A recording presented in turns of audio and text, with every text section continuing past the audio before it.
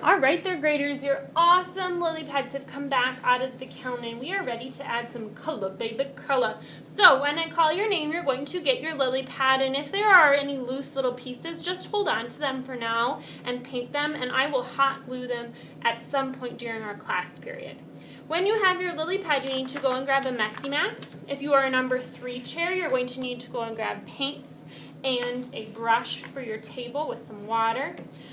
Your clay project is modeled or inspired by the artist Claude Monet, and Mr. Monet would paint lily pads or lake scenes. So kind of think about where your lily pad might be found when you're creating your colors. I probably am not going to use too many of these hot sun colors today. Those are kind of a little bit bright when I think of Claude Monet's paintings, but you can grab those colors for your table partners anyway, because they might decide that they want a little pop of color on their piece. So what I'm going to do is I'm going to start by painting the back. We have a form, and a form has a front, back, and side. Okay? Most of the time our lily pads will be laying flat, so no viewer will see that bottom, but it's probably just good practice to make sure that when we are painting or taking care of a form that we're thinking about all sides.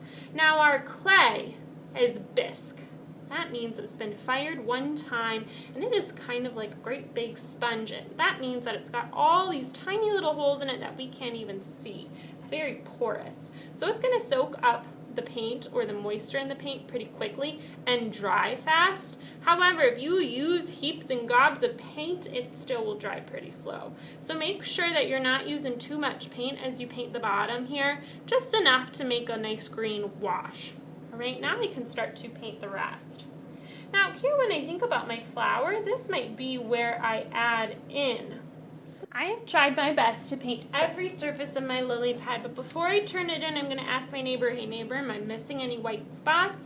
And if they see any white spots, they'll just tell me, yep, I see some over there, you need to go back and fix it. And that's just my neighbor helping me so that I have the best artwork I can create. You might notice that I did some wet on wet technique not only on my lily pad, but also on the flower and even on my little snail.